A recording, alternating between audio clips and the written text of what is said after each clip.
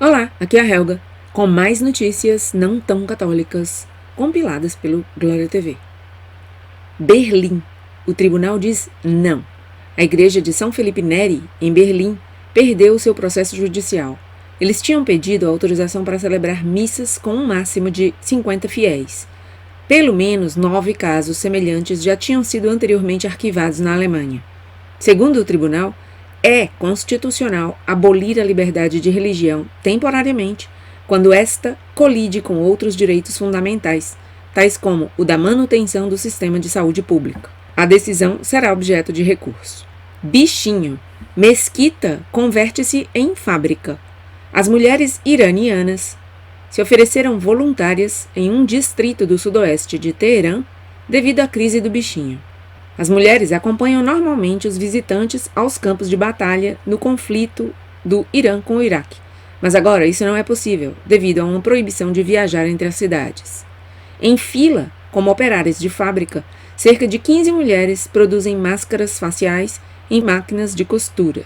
Noutra sala da mesquita, os homens sentam-se em tapetes de oração e fazem luvas de plástico com dispositivos rudimentares de vedação térmica. Os produtos são distribuídos em hospitais e em zonas desfavorecidas de Teherã e de outras cidades. Uma das voluntárias não fez segredo acerca das razões religiosas para sua contribuição. Para ela, é o mesmo que fazer feliz o coração do imã Zaman. Zaman é outro nome para Mahdi, o último dos 12 imãs venerados pelo Islã xiita. O bichinho já ceifou mais de 3.800 vidas no Irã, um país com uma população de 83 milhões de habitantes. Mais uma vez, Francisco não faz a menor ideia sobre Judas. Francisco negou durante sua homilia do dia 8 de abril, negou novamente, que Judas arde no inferno, embora saiba que Cristo disse que seria melhor para Judas se ele nunca tivesse nascido. Isto significa que Judas está no inferno? Pergunta Francisco. Sua resposta é, não sei. Eu olho para o Evangelho e vejo Jesus chamando-o de amigo. Talvez, falando de si mesmo, Francisco também mencionou o pequeno Judas que carregamos dentro de nós. Mas ele se calou sobre Cristo, dizendo que Satanás entrou em Judas, que é o filho da perdição. E mais de Francisco, vejam esta. Outra comissão do Vaticano sobre uma questão que não existe. O Papa Francisco nomeou uma nova comissão para estudar um diaconado feminino. E isso no dia 8 de abril. Vejam bem, 8 de abril, que foi quarta-feira, há um dia somente da Quinta-feira Santa, Francisco nomeia uma nova comissão para estudar essa velha questão do diaconado feminino, questão que já foi abordada à exaustão desde o síndrome maldito da Pachamama, ou seja, o síndrome da Amazônia, em outubro de 2019. Vejamos aqui a notícia então. Todos os membros dessa comissão nomeada por Francisco são novos em comparação com a comissão anterior. Há, pelo menos, um católico entre eles, o padre Manfred Hauck, nascido na Alemanha, que escreveu uma excelente tese de doutorado, diz o Glória TV, sobre a impossibilidade de ordenação das mulheres. Quem são as outras pessoas que formam essa comissão? Bom, como presidente, cardeal Giuseppe Petrocchi de Aquila, na Itália. Secretário, Monsenhor Denis Dupont-Fauville, da Congregação para a Doutrina da Fé. E os outros membros são, muitas mulheres, né? Catherine Brown Tikacs, da Ucrânia, diácono Dominique Serrato, de Steubenville, nos Estados Unidos, padre Santiago del Cura Helena, de Burgos, na Espanha, Caroline Farrey, da Grã-Bretanha, Barbara Hallensleben, da Suíça, padre Manfred Hauck, já citado, também da Suíça, de Lugano, o diácono James Keating, de Omaha, nos Estados Unidos, Monsenhor Angelo Lameri, da Itália, Rosalba, mais uma mulher, Rosalba Manes, de Viterbo, na Itália, e Anne-Marie Pelletier, de Paris, na França. Aí estamos vendo, não? Francisco realmente não cessa, não para de buscar esse diaconado feminino. É incrível. Em plena Semana Santa, essa notícia. Outra estação da cruz. O cardeal Pell encontra seus gelados irmãos bispos. A reação fria do alegado confrade do cardeal Pell após a sua libertação, surpreende Marco Tosatti, em La Nuova Bússola Cotidiana de 8 de abril. O bispo de Brisbane, Mark Coleridge, um protegido de Pell e presidente dos bispos australianos, não expressou alegria nem compaixão por Pell. Em vez disso, proferiu palavras abstratas, expressando muita compreensão pela multidão de linchamentos a Pell. Um tom semelhante encontra-se na Declaração do Vaticano, que eu já trouxe, no vídeo anterior. O hospital de campanha de Francisco parece incapaz de demonstrar uma simpatia genuína. Tosatti compara essa reação com o apoio que bispos como Pineda e Zanchetta receberam do Vaticano. A imagem da foto mostra a profanação da Catedral de Melbourne no dia 8 de abril, onde está escrito "Rot in hell, Pell", apodreça no inferno, Pell. Pobre cardeal Pell, está passando aqui o seu calvário, hein? Inocente, e não cessam de persegui-lo.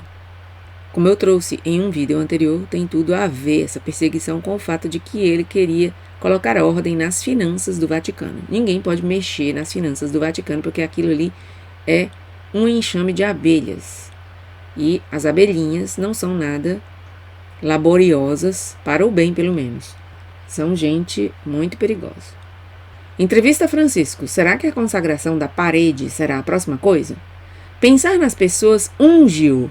Foi o que disse Francisco ao seu agiógrafo Austin Everett, seu biógrafo, numa entrevista ao thetablet.com.uk no dia 8 de abril. Tira-me da minha autopreocupação, e eu tenho minhas áreas de egoísmo, disse Francisco. O novo mantra de Francisco é criatividade. Ele usa-o com diferentes modificações 10 vezes naquela entrevista. Mais uma vez, ele joga sua carta Hitler, acusando os discursos populistas e as decisões políticas de alguns políticos europeus, mas falta-lhe a coragem de dar nomes. Ele dá sua solução para uma economia melhor. Este é o momento de deixar de usar e abusar da natureza para contemplá-la. Ele chama isso dimensão contemplativa. Francisco menciona um bispo que pretendia dar aos doentes dentro do hospital absolvições através da parede, mas que precisou de advogados canônicos para descobrir que a absolvição só pode ser dada pessoalmente. No entanto, Francisco encorajou-o a continuar com seus abusos inúteis e gnósticos. Isto é para Francisco a liberdade do espírito e não uma igreja fechada em instituições. Se assim for, diz Glória TV, então o bispo também deve realizar as consagrações do pão do café da manhã através da parede. Um aspecto positivo da entrevista foi que Francisco criticou que, hoje em dia, é muito difícil encontrar pessoas com síndrome de Down, porque uma vez detectadas, elas são eliminadas, disse ele. Palmas, mas não como o habitual, Pachamama proibida. A Arquidiocese do México encorajou os fiéis, fechados fora das suas igrejas pelo bichinho, a celebrar o Domingo de Ramos com um sentido ecológico. Sugeriu colocar uma palma dos anos anteriores na janela ou na porta. Este método é chamado de reutilização. Um segundo método consiste na utilização de alguma planta verde que se possa cultivar e que, portanto, não pode ser cortada ou arrancada da natureza. Este método é chamado redução. O terceiro método é utilizar qualquer planta já em crescimento na casa. Este método é chamado respeito. Cardeal diz: é absolutamente irresponsável celebrar missas. É absolutamente irresponsável convidar uma congregação para adorar, como fazem os evangélicos, disse o cardeal Thomas Collins, de 73 anos, do Canadá, à TV canadense no dia 5 de abril. Collins foi um dos primeiros bispos a finalizar todas as missas em março. Agora, ele diz que, sob perseguição, nós celebraremos a missa. O que os governos nos disserem para não fazer, nós o faremos. Se for perseguição, nós vamos para a clandestinidade, disse ele. No entanto, o bichinho é para ele uma razão sensata para abolir as missas, uma vez que trata-se de não colocar as pessoas em perigo. A polícia já visitou a Capela Pio X em Toronto.